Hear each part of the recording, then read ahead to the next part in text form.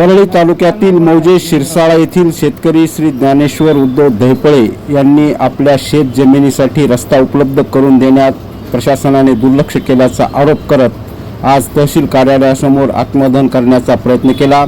शेत जमिनीसाठी शेतकऱ्यावर हे टोकाचे पाऊल उचलण्याची वेळ परळीतल्या नाकर्त्या प्रशासनामुळे आल्याची भावना व्यक्त केली जात आहे। रस्त्याच्या अभावामुळे शेती पडीक राहिल्यामुळे उदरनिर्वाहाचा मार्ग बंद झाल्याचेही या शेतकऱ्याने म्हटले आहे।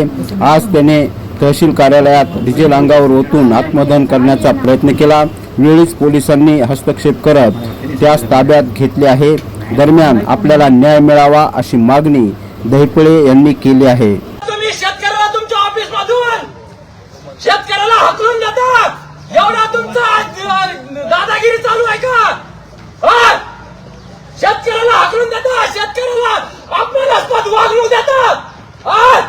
शिरसाळामध्ये सकाळी तुम्ही मोजणीचा आदेश देता, दुपारी मोजणी करता, संध्याकाळी ताबा देता। हेच का तुमचा न्याय? थांबा साहेब, साहेब थांबा, साहेब थांबा। माझ्या क्षेत्राला क्षेत्र रस्ता द्या। कारवाई करायची ती माझ्यावरती तुम्ही करू शकता।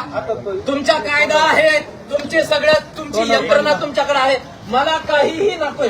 माझ्या शेताला फक्त शेत रस्ता मागतोय साहेब मी। कुठलाही तहसीलदार असो, तलाठी असो, मंडळाधिकारी असो, यांनी कुठल्याही प्रकारचा मला फोन सुद्धा केलेला नाहीये। काल रात्री मला फोन करताय। शेत जमिनीला मला शेत रस्ता द्यावा ही माझी विनंती आहे। आणखी सुद्धा विनंतीच करतो, शेतकऱ्याच्या हातामध्ये विनंतीशिवाय दुसरं काही ठेवलेलं नाही यांनी। कधी मागणी केली होती? 2019 पासून सातत्याने मागणी करतो यांना मी। 2019 पासून यांनी मला अद्यापर्यंत रस्ता दिलेला नाही साहेब। गावातली जमीन मौजे शिरसाळामध्ये गट नंबर 390 आहे। यांना प्लॉटिंगच्या जमिनीच्या मोजण्या करायला वेळ आहे। यांना तिथं दुपारी दिवसभरामध्ये सकाळी आदेश दिला माननीय तहसीलदार साहेबांनी की शिरसाळ्यामधली जमीन तुम्ही प्रकरण वाचलं असं 2 दिवसापूर्वी, आणि त्या शिरसाळ्यामध्ये मी 2019 पासून शेत जमिनीला रस्ता मागतोय। अद्यापर्यंत कुठलीही कारवाई नाही झालेली साहेब। नाव सांगा तुमचं? मी ज्ञानेश्वर उद्धव धैपळे। हे 2019 पासून प्रकरण चालू आहे साहेब। हे माझ्या शेत जमिनीला आणखी यांनी रस्ता दिलेला नाही। 8 दिवसापूर्वी दिनांक 23 तारखेला मी तहसीलदार साहेबांना भेटलो। त्यांना म्हटलं साहेब माझं रस्त्याचं कुठपर्यंत आलंय? ते म्हणले आमच्याकडे तेवढंच काम नाही, आम्हाला इतरही काम आहेत। म्हणलं साहेब तुम्हाला काय इतर काम आहेत ते सांगा मला।